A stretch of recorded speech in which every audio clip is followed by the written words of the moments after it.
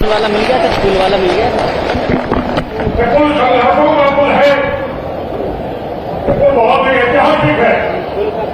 1962 के चीन भारत के युद्ध के काल में इसका अनुभव किया गया था। पिताजी प्रजापति जी सपोन जी बता रहे थे, इलाहाबाद से और गोरखपुर बैंक को जोड़ा जाए, जोड़ने की नदी पर कमरिया घाट पर पुल का होना सामरिक दृष्टि से काफी महत्वपूर्ण होगा।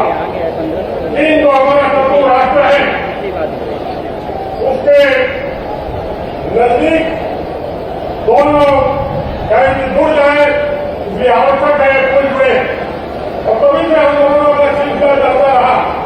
1980 में चंद्र जी के नेतृत्व में 92 में शुरू हुआ, फिर 1913 में विभिन्न प्रकार के आंदोलनों का प्रतिफल जल सत्याग्रह के रूप में सपन सिंह और भिखारी प्रजापति के साथियों के साथ जब संपन्न हुआ, तब इस सरकार के काम पर जुड़े गए। तो सरकार ने जन भावनाओं जनाकांक्षों को ध्यान में रख करके काम करने वाली सरकार नहीं, और इसी का परिणाम है कि तमाम प्रकार के संघर्ष करने के लिए जरूरत पड़ती, आवश्यकता पड़ती है। तो उसके पहले ही कांदा का पुल बन गया, धनगढ़ा का पुल के पुल बन गया, दोहरी घाट और अयोध्या के बीच में यह पुल की आवश्यकता बहुत पहले से अनुभव की जा रही थी। लेकिन तमाम कठिनाई के बाद भी पुल बना तो पूर्ववर्ती सरकारों ने केवल 15% ही अपना योगदान दिया। बाकी का सारा जो योगदान है उस जवाहरलाल जी के नेतृत्व में जब उत्तर प्रदेश में सरकार बनी है, तब से इस पुल ने गति प्रदान किया है, तब से इस पुल में शीघ्रता आई है। काम करने वाले जो खराब ठेकेदार थे उनको निलंबित किया गया और अच्छे लोगों को ला करके और इस पुल को निर्माण करने में उस जवाहरलाल जी चूंकि सत्याग्रहियों के साथ भी जुड़े हुए थे, जेल में जाकर के मिलना, उनका उत्साहवर्धन करना पहले भी करते रहे हैं, लोगों के घरों पर ज्यादा हुआ है। और इसलिए निश्चित रूप से आत्मिक लगाव होने का परिणाम है कि एक पूज्य महाराज जी ने 194 करोड़ रुपये में निर्माण करके निश्चित रूप से एक ऐतिहासिक काम किया है। आप लोगों को अभिनंदन करता हूं। इस पुल की महत्ता बाकी पुलों की अपेक्षा पुल को जोड़ने का काम करते हैं, लेकिन पिछड़े इलाके में 4 तहसीलों को जोड़ता है। आजमगढ़ की कगड़ी तहसील को जोड़ता है, अम्बेडकर नगर के आलापुर को जोड़ता है, संतकबीर नगर के धनगढ़ा तहसील को जोड़ता है और गोरखपुर जिले की गोरखगंज तहसील को जोड़ने का काम ये जो 4 पिछड़ी तहसीलें हैं, मुझको लगता है उत्तर प्रदेश में जो पिछड़े तहसीलों का आकलन किया जाए, इस चारों के चारों तहसील निश्चित रूप से अति पिछड़े तहसीलों में गिने जाएंगे।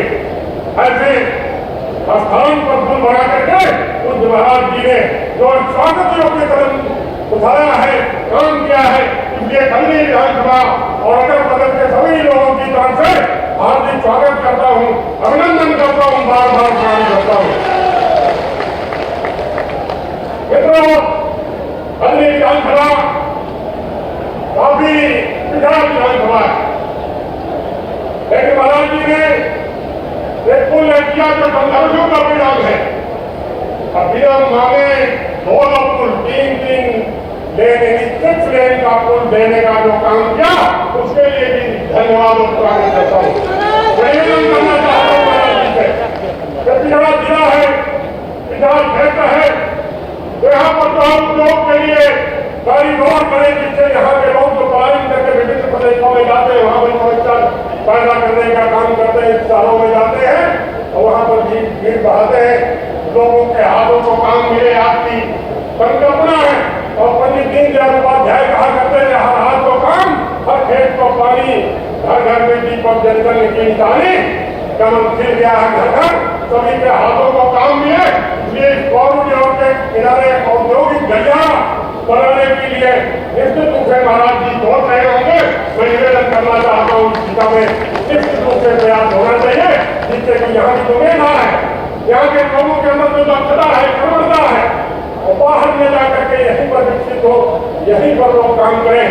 महाराज जी सड़कों का संजाल बिठा है, इस टैक्स लेने के कारण अंदर की सारी सड़कें पूरी तरह से ध्वस्त है। नितिन प्रसाद जी है हमारे पीडब्ल्यूडी मंत्री, लोक निर्माण मंत्री। मैं आग्रह करना चाहता हूँ विशेष कृपा करके सभी विधानसभा की सारी सड़कों को निश्चित रूप से ठीक प्रकार से बनवाने की दिशा में प्रयास किया जाए। बिजली बहुत अच्छी स्थिति में है। बड़े पैमाने पर पुरानी सरकारों में बिजली आती थी जाती थी, लेकिन हमारी सरकार जब से बनी है तब से बिजली का पूरी तरह से आवागमन रहता है। लेकिन इधर कुछ दिनों से निश्चित रूप से थोड़ा भारी तूफान आया, तभी से दिल्ली विधानसभा की जो विद्युत व्यवस्था है, जर्जर है, कमजोर है, उसमें भी अब सुधार करने की जरूरत है। मैंने कई बार आग्रह किया है, बिजली सुलभ गई है और ज्यादा सुधार की जरूरत है। निश्चित रूप से इस दिशा में भी अच्छा प्रयास हो रहा है और थोड़ा करने की जरूरत है। स्वास्थ्य की चिंता महाराज जी की प्राथमिकता है। बेलघाट में एक उच्च सामुदायिक स्वास्थ्य केंद्र बने, निश्चित रूप से जिससे यहाँ के लोगों का जनजीवन किसी प्रकार से चल सके। खड़ी विधानसभा एक ऐसी विधानसभा है जिसमें महाराज जी कोई भी नगरपालिका नहीं है। नगरपालिका टाउन एरिया में होने के कारण नगरीय निकाय का पूरा मंत्रालय क्षेत्र में काम करता है। और इसलिए निवेदन है कि बेलघाट, बजरी, मादेवा और चिकनीगंज का प्रस्ताव गया हुआ है। इसमें से परीक्षाओं उपरांत नगरीय निकाय बन जाए तो मुझको लगता है बड़ा भारी चमत्कारी उपलब्धि होगी।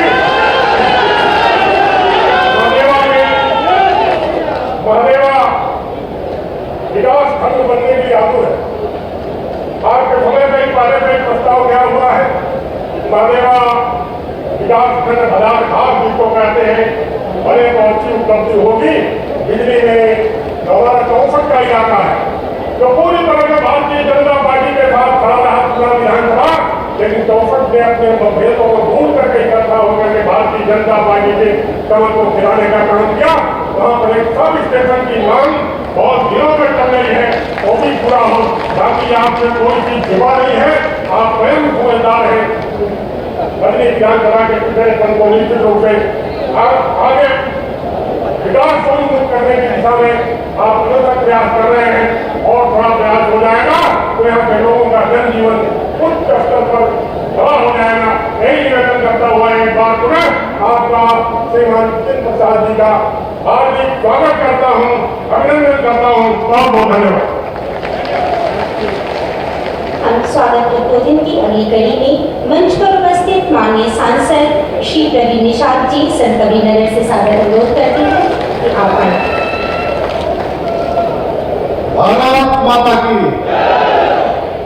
ये आवाज एक भारत श्रेष्ठ भारत बनाने की जो परिकल्पना है हमारे यशस्वी प्रधानमंत्री जी की एक बार हमारे साथ सभी जितने जनमानस हैं, भारत माता की, भारत माता की। आज हम सभी लोग सौभाग्यशाली हैं, हम सबके बीच में प्रदेश के यशस्वी मुख्यमंत्री आदरणीय पूज्य महाराज जी का चरण स्पर्श का आशीर्वाद लेते हुए हम सबके बीच में लोक निर्माण विभाग के मंत्री आदरणीय जतिन प्रसाद जी इस मंच पर उपस्थित हैं। आप सभी का हार्दिक स्वागत अभिनंदन करते हुए खजनी विधानसभा के लोकप्रिय विधायक आदरणीय श्री राम चौहान जी, हमारी इस लोकसभा समूह कबीर नगर के धनघटा के विधायक गणेश चौहान जी, चिंगरूपाल के विधायक आदरणीय त्रिपाठी जी, महेंद्र पाल सिंह जी, भारतीय जनता पार्टी के क्षेत्रीय अध्यक्ष आदरणीय धर्मेंद्र सिंह जी, जिला अध्यक्ष विदेश्वर सिंह जी, जिला पंचायत अध्यक्ष साधना सिंह जी, इस बेलघाट जिनके क्षेत्र में कार्यक्रम हो रहा है, यहाँ की ब्लॉक प्रमुख पूजा शिव प्रकाश सिंह कौशिक जी, सभी सम्मानित मंच को प्रणाम करते हुए आप सभी देवतुल्य जनता का आशीर्वाद देते हुए, नौजवान क्रांतिकारी साथी आप सभी का आशीर्वाद देते हुए एक बात मैं इस पवित्र पावन धरती पर पूज्य महाराज जी का स्वागत अभिनंदन करते हैं। आज हम सभी लोग गौरवान्वित हैं कि जिस पुल के लिए पिछले 20 वर्षों से संघर्ष स्वतंत्र जी के द्वारा, भिखारी प्रजापति जी के द्वारा, इनकी पूरी टीम के द्वारा हो रहा था, और जब इनका नाम अखबारों के माध्यम से जब मैं 13-14 साल का हुआ करता था तब मैं पढ़ता था कि जल सत्याग्रह आंदोलन जैसे घाघरा नदी में, सरयू नदी में, सरयू तट के किनारे उसमें खड़े होकर हमारे बड़े भैया सभी साथियों के साथ इस पुल की मांग करते हैं। तो आज वो सपना परंतु जो महाराज जी के द्वारा जो पूरा हुआ और पूरा गोरखपुर, पूरा उत्तर प्रदेश जो विकास और प्रगति के पथ पर दौड़ रहा है, ये हम सभी लोगों से कहीं छिपा हुआ नहीं है। आज 197.97 करोड़ की लागत से 1412 मीटर के इस पुल का निर्माण कर और गोरखपुर जिले से दूरस्थ तकरीबन 60 से 70 किलोमीटर की दूरी पर हम सबके बीच में आकर महाराज जी ने जो हमें अनुग्रहित करने का काम किया, और जो सड़कों का जाल हम सबके बीच में, आप देखिए आगे सामने कमरिया घाट का पुल, पीछे 6 लेन, और इसके बीच में इस दियारे में हम लोगों के बीच में महाराज जी का आशीर्वाद हमें मिल रहा है। और निश्चित ही हम सभी लोग अनुग्रहित हैं। निश्चित ही आज इस पुल से 500 गांव को लाभ मिल रहा है, 20 लाख की आबादी इससे लाभान्वित हो रही है, और इस रोड से जाने वाले जौनपुर अम्बेडकर नगर से सीधे प्रयागराज जाने की जो दूरी 80 किलोमीटर के लगभग घट गई है, ये हम और आपसे कहीं छुपा नहीं है। हम आपका जाने समय लेते हुए बात पुनः समस्त मंचासीन अतिथियों को प्रणाम करते हुए, आप सभी का आशीर्वाद लेते हुए बात पुनः इस कार्यक्रम में माननीय मुख्यमंत्री जी का, माननीय मंत्री जी का हार्दिक स्वागत, वंदन अभिनंदन करते हुए अपनी बारी को जान देते हैं। जय हिंद, जय भारत, भारत माता की जय, जय जय श्री राम। सादर धन्यवाद सर। आज के कार्यक्रम में विशेष अतिथि के रूप में मंच पर उपस्थित माननीय मंत्री लोक निर्माण विभाग श्री जितेंद्र प्रसाद जी का हार्दिक स्वागत एवं हम आपसे सादर अनुरोध करते हैं कि आप अपने उद्बोधन से गुरु गोरक्षनाथ की इस धरा के जनमानस को उद्बोधित कर हम सभी को अपना आशीर्वचन प्रदान करें। बहुत बहुत धन्यवाद। आज यहाँ गोरखपुर जनपद और अम्बेडकर जिला की इस सीमा पर कमरिया घाट के इस ऐतिहासिक पुल के लोकार्पण के अवसर पर प्रदेश के यशस्वी मुख्यमंत्री आदरणीय श्री योगी आदित्यनाथ जी का आगमन हुआ है। अभी हम जिनको सुन रहे थे, आपके लोकप्रिय सांसद प्रवीण निषाद जी, जिला पंचायत अध्यक्ष श्रीमती साधना सिंह जी, पार्टी के क्षेत्रीय अध्यक्ष डॉक्टर धर्मेंद्र सिंह जी, अजनी के विधायक श्री राम चौहान जी, श्री राजेश त्रिपाठी जी, माननीय विधायक चिल्लूपुर, श्री विपिन सिंह जी, माननीय विधायक गोरखपुर ग्रामीण, श्री महेंद्र पाल सिंह जी, माननीय विधायक पिपराइच, पार्टी के जिला अध्यक्ष मिस्टर सिंह जी, सम्मानित मंच पर सभी अधिकारीगण, ब्लॉक प्रमुखगण, हमारे विभाग के लोक निर्माण विभाग के सभी अधिकारी, मेरे सामने इस क्षेत्र की सभी सम्मानित जनता, बुजुर्ग, महिलाएं और नौजवान साथी, आज मैं जानता हूं और मैंने सुना है, जब से मैंने जिम्मेदारी मुख्यमंत्री जी ने मुझे दी है कि ये बहुत ऐतिहासिक काम इस पुल के जो आज लोकार्पण हो रहा है, जिसके पीछे बहुत वर्षों से संघर्ष छुपा हुआ है, सत्याग्रह जल से जमीन तक और जमीन से जल तक जो हुआ है, उसका परिणाम अगर आज हुआ है तो मैं कह सकता हूं, अगर मुख्यमंत्री जी की इच्छा शक्ति और निर्णय और संकल्प ना होता तो ये पुल का निर्माण अभी तक वंचित रह जाते हैं आप लोग। ये बहुत बड़ी सौगात है इस क्षेत्र के लिए। ये सिर्फ एक मामूली डामर की रोड नहीं है, इस क्षेत्र का ये लाइफ लाइन साबित होगा। ये 194 करोड़ का पुल 1.5 किलोमीटर लंबा बहुत बड़ी सौगात है, कोई मामूली चीज नहीं। और आने वाले समय में आप देखिएगा इस पुल की वजह से इस क्षेत्र का कायाकल्प हो जाएगा।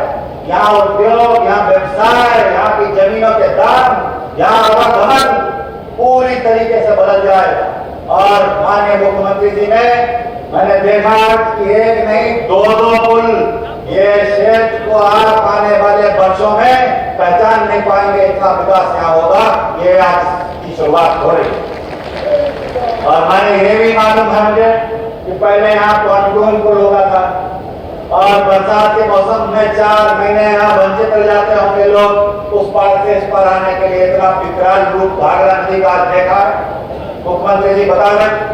और यहाँ जो लोगों के रिश्ते उस पार से इस पार वंचित रह जाते थे, तो व्यवसाय और इंडस्ट्रियल डेवलपमेंट तो होगा ही, सामाजिक जुड़ाव और परिवर्तन भी आएगा इस क्षेत्र में। मैं ये कह सकता हूं कि मुख्यमंत्री जी तो आज इसका लोकार्पण करने आए और करीब 20 लाख जनता इससे प्रभावित और इसका लाभ लेगी। और अन्य जिले जो आजमगढ़ से लेकर प्रयागराज और गोरखपुर का जुड़ाव है, संत कबीरनगर है, वो लोग तो प्रभावित होंगे ही। मगर मुख्यमंत्री जी सिर्फ ये 20 लाख लोगों के लिए सेतु का काम नहीं कर रहे हैं, वो उत्तर प्रदेश के 25 करोड़ की आशाएं और आकांक्षाओं की पूर्ति का सेतु बन के आप लोगों के बीच में आए हैं। चाहे आप कह लीजिए कि भयमुक्त समाज के लिए जो दिशा उत्तर प्रदेश में परिवर्तन दिख रहा है वो मुख्यमंत्री जी की देन है। जो यहाँ आने वाले पिछले 5 वर्षों में जो 5 लाख सरकारी नौकरियां और 2 करोड़ स्वयं सेल्फ एम्प्लॉयमेंट जो यहाँ उत्तर प्रदेश में हुआ है, वो मुख्यमंत्री जी की योजनाएं, उनकी मेहनत, उनकी त्याग, उनकी तपस्या की देन है।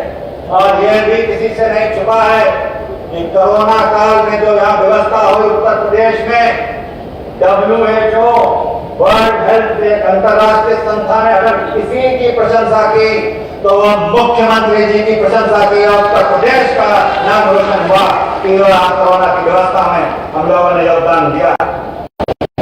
पानी बिजली 2017 से पहले तो यहाँ गांव में दिखाई नहीं देती थी और लोगों के घरों में कनेक्शन नहीं था, और इन 5 वर्षों में कायाकल्प हो गया।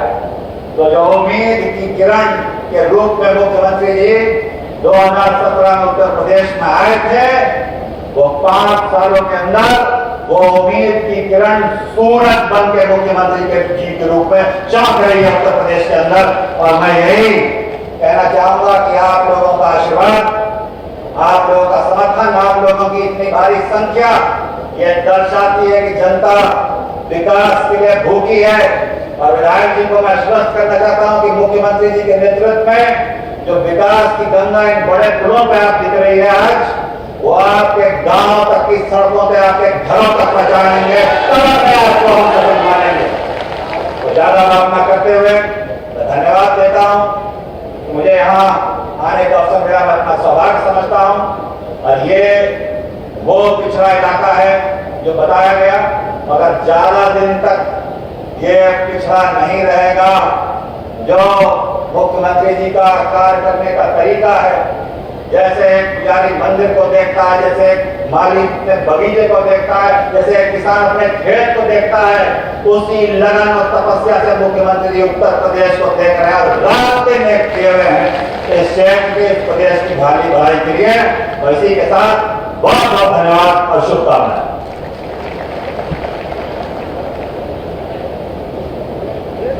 सादर धन्यवाद महोदय। मंच पर विराजमान माननीय मुख्यमंत्री महोदय से सादर अनुरोध है कि आप अपने कर कमलों से आज के इस कार्यक्रम में विभिन्न परियोजनाओं के लाभार्थी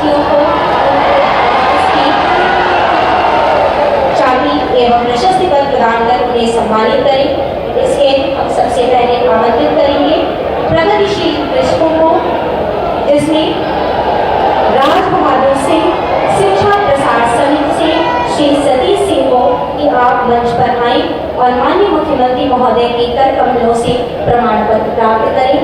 माननीय मुख्यमंत्री महोदय के कर कमलों से राज बहादुर सिंह जी, शिक्षा प्रसार समिति से सतीश सिंह जी। इसके पश्चात सरस्वती कृषि सेवा समिति से श्री अनीश कुमार मिश्र जी को हम आमंत्रित करेंगे। आज माननीय मुख्यमंत्री महोदय के कर कमलों से श्री अनीश कुमार मिश्र जी सरस्वती कृषि सेवा समिति के। इसके पश्चात हम आमंत्रित करेंगे उषा देवी जी को,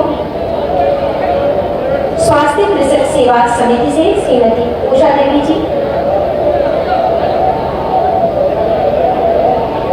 इसके पश्चात आयुष्मान कार्ड के धारक लाभार्थी मेवाती देवी जी, मेवाती देवी जी वाइफ ऑफ स्वर्गीय रामकृष्ण जी। इसके पश्चात Somnath Maurya ji, son of Chandrika Maurya ji.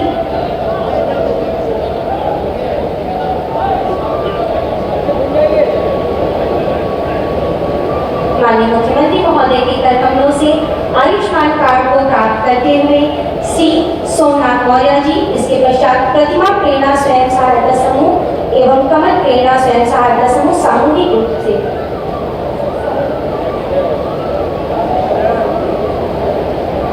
Sir, हम आपको संज्ञान में लाना चाहते हैं संयुक्त रूप से 5 करोड़ 50 लाख का चेक। सर, संयुक्त रूप से प्रतिमा प्रेरणा स्वयं सहायता समूह एवं कमल प्रेरणा स्वयं सहायता समूह की नूतन सिंह जी एवं रेखा देवी जी 5 करोड़ 50 लाख का चेक माननीय मुख्यमंत्री जी से प्राप्त करते हुए यूसुफ जी पुत्र मोहम्मद अली जी माननीय मुख्यमंत्री महोदय के कर कमलों से मुख्यमंत्री आवास योजना की चाबी को प्राप्त करते हुए। इसके पश्चात श्री दिवाकर दुबे जी सन ऑफ श्री राम सागर दुबे जी। इसके पश्चात प्रधानमंत्री आवास योजना के लाभार्थी श्री जोगेंद्र जी सन ऑफ जामगली जी एवं इसके पश्चात हम आमंत्रित करेंगे मंजू जी को, मंजू जी वाइफ ऑफ अरविंद जी। श्री जोगेंद्र जी माननीय मुख्यमंत्री महोदय के कर कमलों से अपने आवास की चाबी को प्राप्त करते हुए। इसके पश्चात श्रीमती मंजू जी हम आमंत्रित करेंगे लाभार्थी श्री जग्गू जी पुत्र श्री बलदेव जी को उत्तर प्रदेश भवन एवं अन्य सन्निर्माण कार्मिक कर्मकार कल्याण बोर्ड के अंतर्गत कन्या विवाह अनुदान योजना से लाभान्वित होते हुए श्री हरिश्चंद्र जी सन ऑफ श्री रामचंद्रन जी कन्या विवाह अनुदान योजना के अंतर्गत माननीय मुख्यमंत्री महोदय के कर कमलों से सम्मानित होते हुए एवं समूह की महिलाओं में हम आमंत्रित करेंगे श्रीमती सीमा देवी जी को एवं आज के कार्यक्रम में अंतिम लाभार्थी के रूप में हम आमंत्रित करेंगे श्रीमती पानमती देवी जी को वाइफ ऑफ श्री राजदेव जी को। माननीय मुख्यमंत्री महोदय के कर कमलों से लाभार्थी सम्मान को प्राप्त करते हुए सभी अतिथियों का सादर धन्यवाद। 2017 से लगातार नगर विकास की धारा का वीडियो माननीय मुख्यमंत्री महोदय की एवं जन प्रस्तुत होता हूँ। वीडियो गुरु गोरक्षनाथ की पावन नगरी गोरखपुर देश में ही नहीं वरन पूरे विश्व में अपने सांस्कृतिक एवं ऐतिहासिक महत्व के रूप में भारत का प्रतिनिधित्व करती है। योग गुरुओं, ऋषियों, विद्वानों और माननीय मुख्यमंत्री योगी आदित्यनाथ जी की कर्मभूमि गोरखपुर वर्ष 2017 के बाद आधुनिक विकास और प्रगति का एक नया उदाहरण प्रस्तुत कर रही है। औद्योगिक विकास के साथ तेजी से आगे बढ़ते गोरखपुर में आज युवाओं के लिए रोजगार के अनेक अवसर उपलब्ध हो रहे हैं। माननीय मुख्यमंत्री जी के कुशल नेतृत्व में विश्व स्तरीय इंफ्रास्ट्रक्चर, कुशीनगर अंतर्राष्ट्रीय एयरपोर्ट से एयर कनेक्टिविटी और गोरखपुर एम्स के संचालन से विकास के साथ तेजी से आगे बढ़ते गोरखपुर में युवाओं के लिए रोजगार के अवसर उपलब्ध हो रहे हैं। किसानों को यूरिया एवं उर्वरक उपलब्ध करवाने के लिए दशकों से बंद पड़ा गोरखपुर खाद कारखाना फिर से शुरू करवाया और पिपराइच में नई चीनी मिल स्थापित की गई। एक जनपद एक उत्पाद कार्यक्रम द्वारा वर्षों से गुमनामी का जीवन जी रहे टेराकोटा के कारीगरों को एक नई पहचान मिली और उनकी आर्थिक स्थिति मजबूत होने से आम जन का ईज ऑफ लिविंग का स्तर ऊपर उठ रहा है। गोरखपुर को विश्व स्तरीय पर्यटन स्थल के रूप में विकसित करने के लिए रामगढ़ धाम का सौंदर्यीकरण एवं शहीद अशफाक उल्लाह खां प्राणी उद्यान का निर्माण कराया। शहर में सरल आवागमन के लिए सड़कों का सुदृढ़ीकरण एवं चौड़ीकरण, सेतुओं तथा नई सड़कों का निर्माण कराया गया। साथ ही गोरखपुर को प्रदेश के सभी जनपदों से कनेक्ट करने के लिए गोरखपुर लिंक एक्सप्रेसवे के निर्माण की प्रक्रिया प्रारंभ हो चुकी है। माननीय मुख्यमंत्री जी के मिशन मोड में किए गए प्रयासों से ही गोरखपुर में अगले 50 वर्षों के लिए आवश्यक मेडिकल इंफ्रास्ट्रक्चर की स्थापना हुई। साथ ही दशकों से जापानी बुखार का दंश झेल रहे पूर्वांचल को दिमागी बुखार से मुक्त कराया। आज पूर्वांचल में जापानी बुखार से होने वाली मृत्यु दर में 95% तक की कमी आई है। युवाओं के बेहतर भविष्य के निर्माण के लिए भारतीय चिकित्सा पद्धति पर खास जोर देते हुए गोरखपुर आयुष विश्वविद्यालय का निर्माण कराया जा रहा है। साथ ही गोरखपुर में देश विदेश के निवेशकों को आकर्षित करने के लिए विभिन्न प्रकार की औद्योगिक एवं निवेश परियोजनाओं का क्रियान्वयन किया जा रहा है। इसी कड़ी में आज डबल इंजन की सरकार द्वारा इन परियोजनाओं के क्रियान्वयन के विकास को एक नई रफ्तार मिल रही है और चहुमुखी विकास से गोरखपुर उत्तर प्रदेश की मॉडल सिटी के रूप में उभर रहा है। विकास की जन बयान पहुंची हर घर द्वार। और विकास की इसी श्रृंखला में एक और कड़ी को जोड़ने के लिए मंच पर आसीन परम आदरणीय परम श्रद्धेय माननीय मुख्यमंत्री महोदय से सादर अनुरोध है कि आप अपने कर कमलों से बटन दबा करके आज इस कर्मेला घाट पुल का लोकार्पण कर कर्तव्य ध्वनि के साथ माननीय मुख्यमंत्री महोदय को धन्यवाद समर्पित करें। 193.97 करोड़ से निर्मित 1412.45 मीटर लंबी सिकरीगंज बेल घाट लोहरिया शंकरपुर काखाड़ मार्ग पर स्थित घाघरा नदी के कमरिया घाट पुल पर सेव कर लोकार्पण कार्यक्रम संपन्न होता हुआ। सादर धन्यवाद महोदय। कृत संकल्पित अनुभवजन विवेक एवं नैतिक मूल्यों की ऊर्जा के अद्वितीय संगम परम आदरणीय माननीय मुख्यमंत्री महोदय, जिनके आशीर्वचनों को ग्रहण करना स्वर्णिम भविष्य की आश्वस्ति है। हम माननीय मुख्यमंत्री महोदय से सादर विनम्र अनुरोध करते हैं कि आप अपने आशीर्वचन से हम सभी को अभिषिंचित करें। सादर नमन।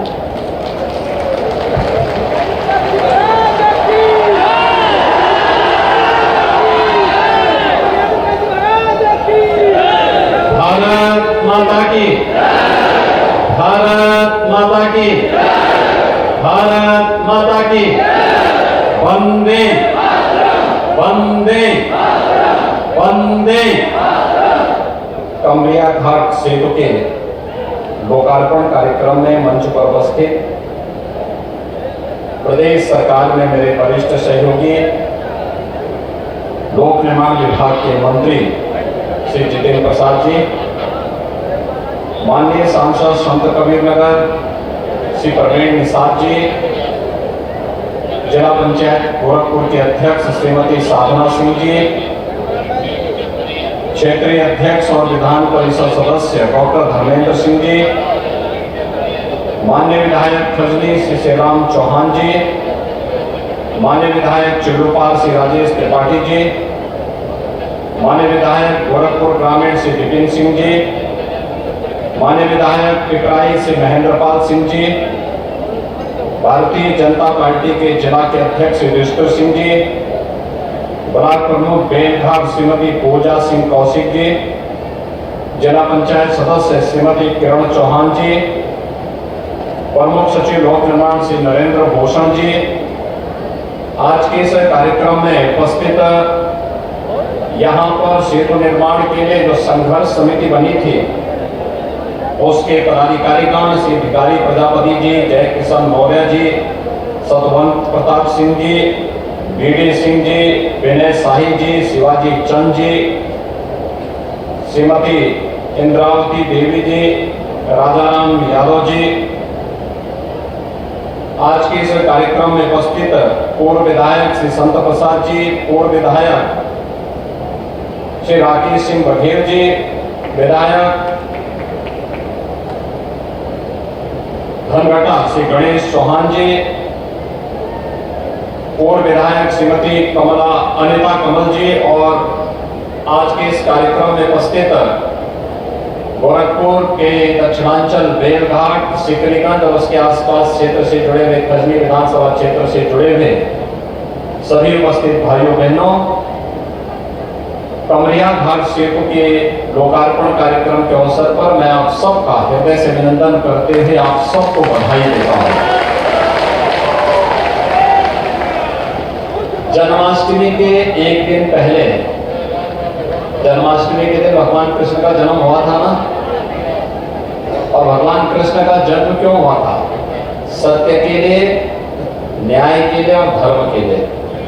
और आज इस क्षेत्र के विकास की जो सत्य की लड़ाई थी, विकास और धर्म की लड़ाई थी, उसमें विजय प्राप्त होने पर मैं आप सबको हृदय से बधाई देने के लिए विशेष रूप से आया।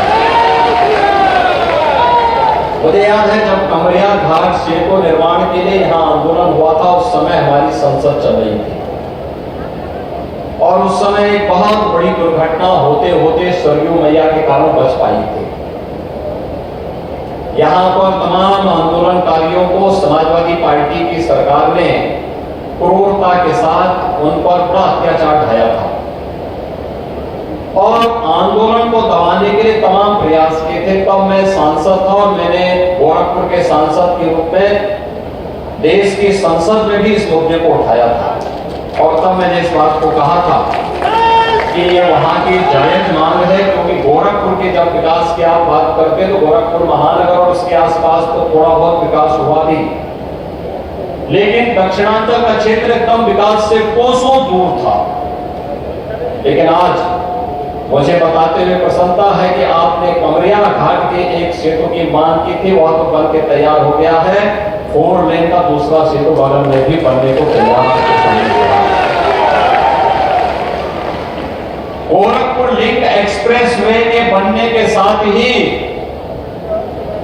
बेलघाट, सिकरीगंज, खजनी, गोला, उरुआ और इस आसपास के बांसगांव, आसपास के पूरे क्षेत्र में इनका लखनऊ जाने के लिए, प्रयागराज जाने के लिए, अंबेडकर नगर जाने के लिए या फिर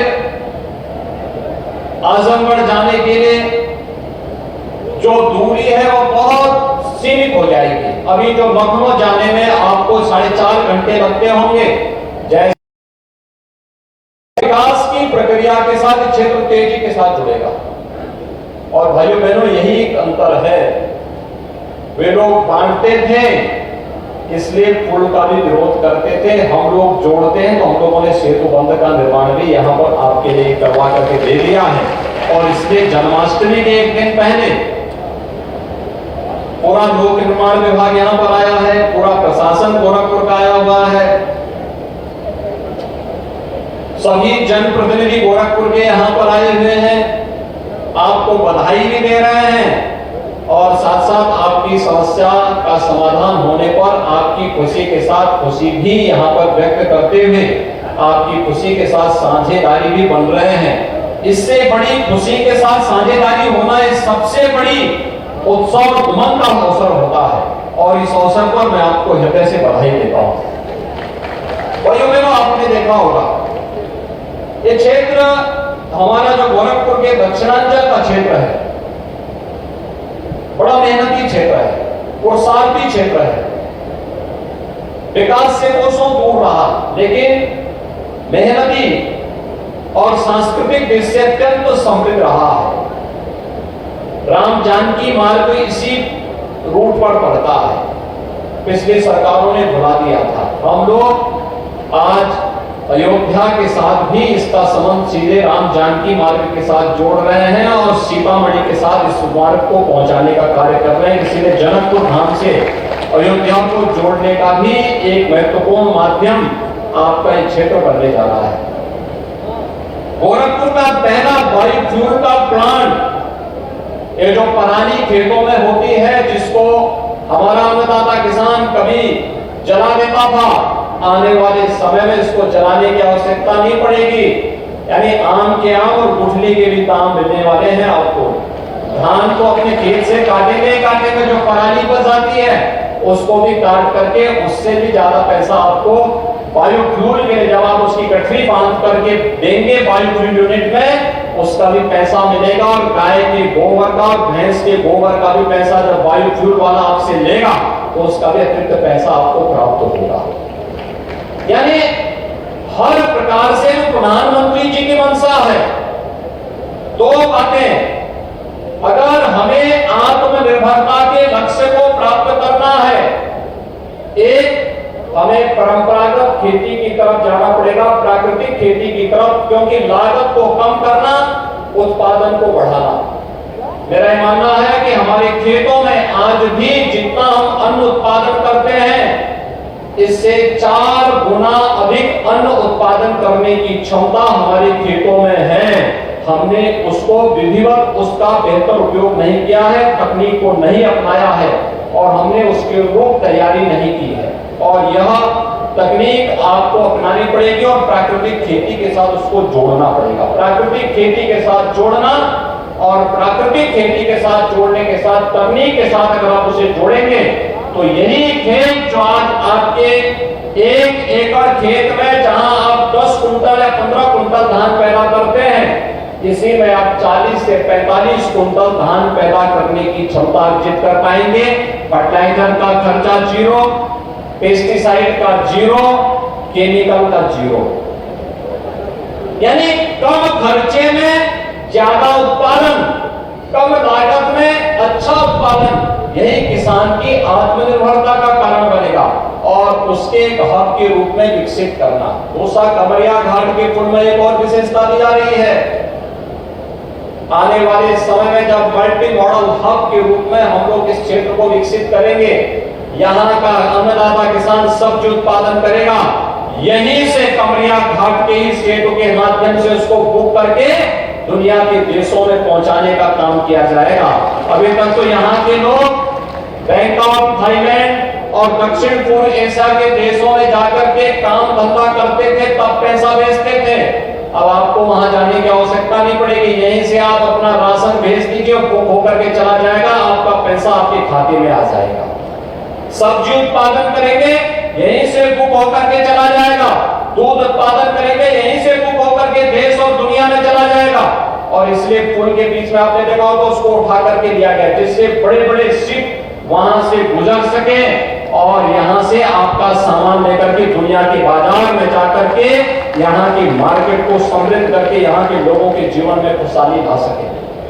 इस कार्यक्रम को आगे बढ़ाने के लिए भी एक अभिनव प्रयास हो रहे हैं।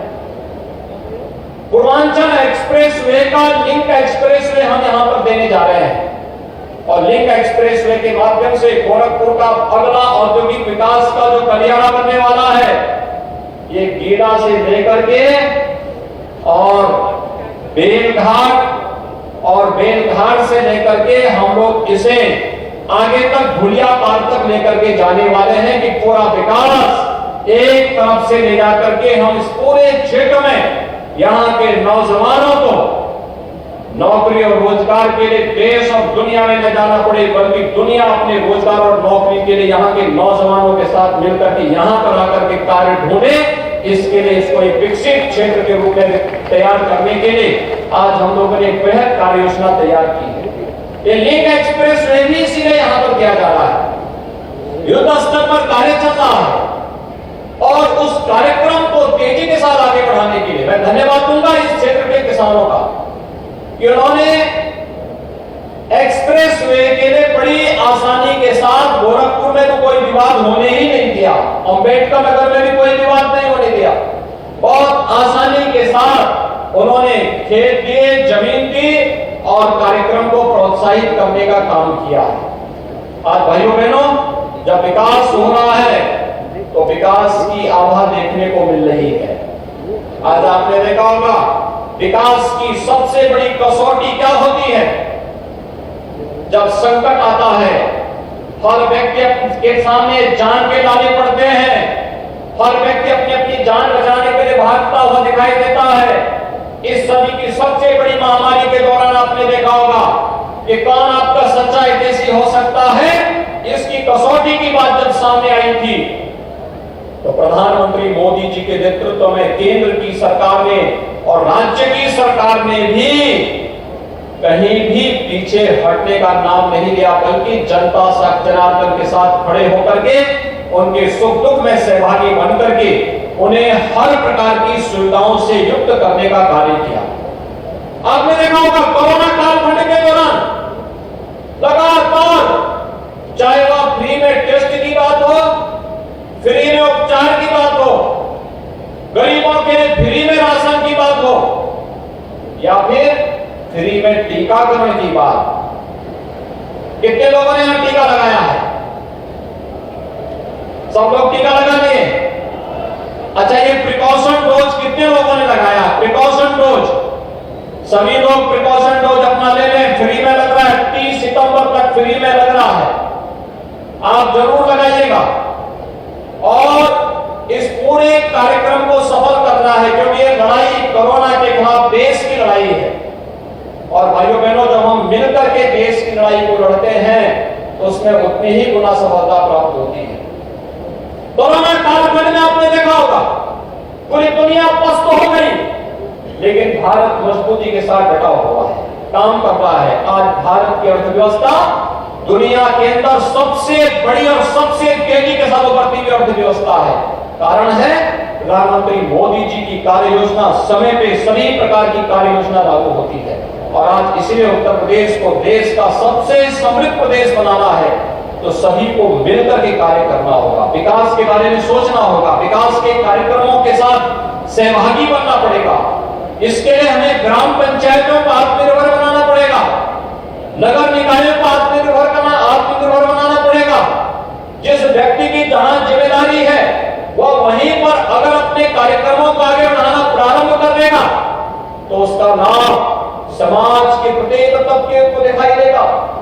आगे पिछली सरकारों ने विकास में थोड़ी भी रुचि ली होती तो 1990 में गोरखपुर का खाद कारखाना बंद हो गया था। 1990 से लेकर के 2016 तक गोरखपुर खाद कारखाने के बारे में कोई निर्णय नहीं हो पाया। प्रधानमंत्री मोदी जी का हम आभार व्यक्त करते हैं जिन्होंने गोरखपुर में 26 वर्ष पहले बंद हो चुके खाद कारखाने को फिर से चलाया है। और इस समय आप गोरखपुर जाते होंगे या रात्रि के समय उधर से निकलते होंगे, कितनी चमचमाहट होती है, पूरी आप देखते होंगे पूरा क्षेत्र बिजली से जगमगाता है। और उस क्षेत्र में खाद का उत्पादन फिर से गोरखपुर खाद कारखाना प्रारंभ कर दिया है। गोरखपुर में एम्स, गोरखपुर के बारे में आप सुनते तो थे कि गोरखपुर में इंसेफ्लाइटिस से हजारों मौतें हो रही हैं, लेकिन उपचार के लिए कोई महत्वपूर्ण साधन नहीं थे। आज मुझे बताते हुए प्रसन्नता है, विगत 5 वर्ष के दौरान हम लोगों ने इंसेफ्लाइटिस पर प्रभावी नियंत्रण करते हुए 95% मौतों को रोका है। कोरोना बीच में नहीं आता तो हम 5% को भी नियंत्रण तक कर चुके होते। और साथ साथ गोरखपुर में एम्स का भी निर्माण हो चुका है। गोरखपुर एम्स भव्य रूप से आप देखते होंगे, एयरपोर्ट के पहले भव्य इमारत जो बनी हुई है वही गोरखपुर एम्स है। जिस एम्स में उपचार के लिए इसके पहले गोरखपुर के लोगों को या पूर्वांचल के लोगों को दिल्ली जाना पड़ता था, आज उसके उपचार की सुविधा गोरखपुर में ही लोगों को प्राप्त हो रही है। गोरखपुर में बिहारी मेडिकल कॉलेज में अच्छी व्यवस्था, गोरखपुर में चिड़ियाघर, गोरखपुर में रामगढ़ ताल। अगर शाम के समय कभी अवसर मिले, यहाँ के काफी लोग हैं जिन्होंने अपने घर बनाए हैं रामगढ़ ताल की ओर, रुस्तमपुर की ओर, आजाद चौक की तरफ जाकर के थोड़ा देखिए कितनी जगमगाहट है, कितना अच्छा लगता है। ऐसे लगता है जैसे आप मुंबई उसके सामने फेल होती हुई दिखाई देती है। यह है नया गोरखपुर और उसी तर्ज पर हमें पूरे गोरखपुर का निर्माण करना है।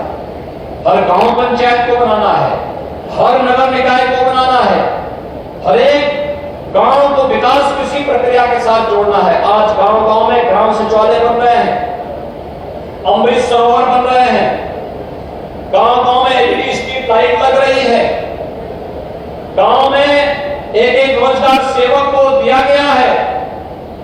गांव के विकास की प्रक्रिया को और सरलीकरण करने की दिशा में प्रयास हो रहे हैं। ऑप्टिकल फाइबर से ग्राम पंचायत को जोड़ने का कार्य हो रहा है। ऑप्टिकल फाइबर के माध्यम से जाति प्रमाण पत्र, मूल निवास प्रमाण पत्र, आय प्रमाण पत्र अन्य तमाम प्रकार के जो प्रमाण है सभी गांव में ही मिलेंगे। तहसीलों के चक्कर नहीं काटने पड़ेंगे, ब्लॉक के अंदर जाना नहीं पड़ेगा। गांव में सारी सुविधा गांव के लोगों को प्राप्त होगी। बीसी सखी के माध्यम से बैंक की सुविधा गांव में ही प्राप्त हो रही है। ये तमाम कार्यक्रम जब आज गांव में विकास की नई आधुनिक तस्वीर प्रस्तुत की जा रही है, अब हमारा प्रयास होना चाहिए कि हम अपने गांव को आत्मनिर्भर बनाएं, स्वावलंबन की ओर लेकर के चले। हमारे गांव के लिए विकास, हमारे गांव को विकास के लिए स्वयं अपने रिसोर्सेज हम तय करेंगे। गौशाला के माध्यम से, अमृत सरोवर के माध्यम से गांव की सार्वजनिक भूमि का बेहतर उपयोग करते हुए उस पैसे को गांव के विकास के साथ जोड़ते हुए, गांव में सामूहिक भावना का विकास करते हुए, सहकारिता समितियों को पुनर्जीवित करते हुए इन कार्यक्रमों को अगर हम आगे बढ़ाने का कार्य करेंगे, हमारा स्वावलंबन की ओर अग्रसर गांव, आत्मनिर्भर गांव का एक आदर्श तस्वीर प्रस्तुत करेगा, स्मार्ट गांव बनेगा। और अगर गांव स्मार्ट बना तो जनपद को स्मार्ट बनने में फिर कोई देर नहीं लगने वाली। अगर जनपद स्मार्ट हो गया तो भाइयों बहनों, प्रदेश को स्मार्ट होने में कोई देर नहीं लगेगा। और जिस दिन प्रदेश स्मार्ट होगा उस दिन उत्तर प्रदेश के नौजवानों को फिर अपनी नौकरी और रोजगार के लिए कहीं बाहर जाने की आवश्यकता नहीं पड़ेगी। दुनिया यहां पर आएगी नौकरी ढूंढने के लिए और उसी दिशा में प्रयास किए जाने की आवश्यकता है। इंफ्रास्ट्रक्चर डेवलपमेंट की सरकार जो ध्यान दे रही है, इसी के लिए दे रही है। ये विकास बेहतर तरीके से इसका लाभ आपको प्राप्त हो सके। आज के इस अवसर पर यहाँ पर जिन लोगों ने कमरिया घाट के पुल के लिए बहुत संघर्ष किया था, मुझे याद है उस समय की घटना। और उस समय आपने देखा होगा, देखिए कितना समय परिवर्तन होता। अच्छी सरकार होती है तो प्रशासन भी विकास के लिए आपके साथ खड़ी होती हुई दिखाई देती है। याद करिए, आज से 7 साल 8 साल पहले की, 8-9 साल पहले की घटना, जब उस समय यहां पर कितना अत्याचार हो रहा था, बर्बर अत्याचार हो रहे थे, लाठीचार्ज हो रहा था, गोलियां चलाई जा रही थी, सत्याग्रहियों को प्रताड़ित किया जा रहा था। लेकिन आज वही प्रशासन आपके स्वागत के लिए कलौ कावड़े बिछा करके खड़ा हुआ है, आपको सम्मान दे रहा है, आपके पुरुषार्थ को सम्मान देने के लिए यहां पर एकत्र हुआ है। ये परिवर्तन है। जब सकारात्मक सोच के साथ हम कार्य करते हैं तो उसके सकारात्मक परिणाम भी आते हैं। और उसी सकारात्मक परिणाम को देने के लिए आज हमारी सरकार आपके द्वार आई है, आपसे बताने के लिए कि सरकार विकास के बारे में बेहतर सोच के साथ आगे कार्य कर रही है। हम सब मिलकर के प्रधानमंत्री मोदी जी के हाथों को मजबूत करें। प्रधानमंत्री मोदी जी के नेतृत्व में भारत दुनिया की सबसे बड़ी आर्थिक महाशक्ति बनेगा।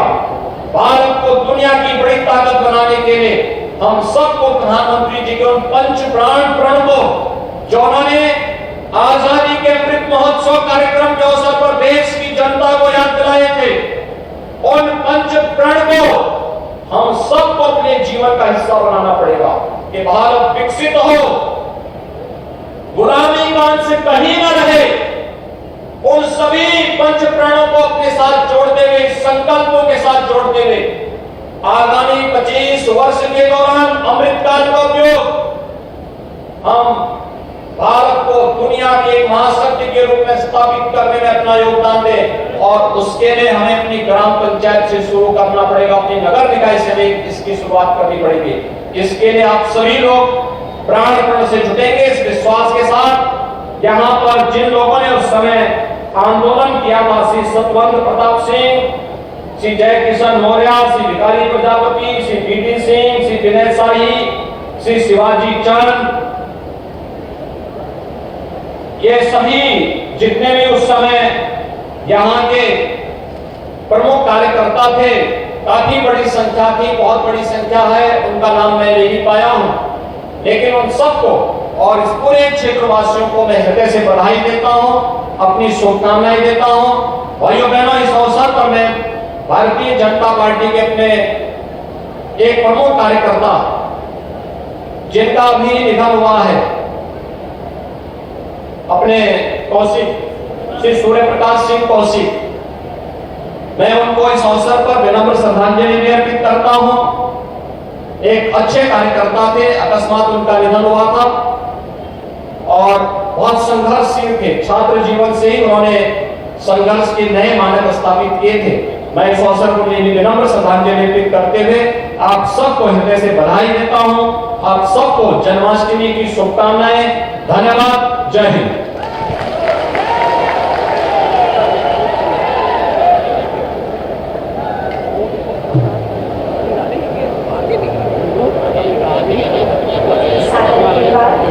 गुरुदेव, निश्चित रूप से आपके वरदहस्त के संरक्षण में जनमानस प्रगति पथ पर अग्रसर होगा। कार्यक्रम के समापन की कड़ी में मंच पर आसीन आदरणीय प्रमुख सचिव लोक निर्माण विभाग से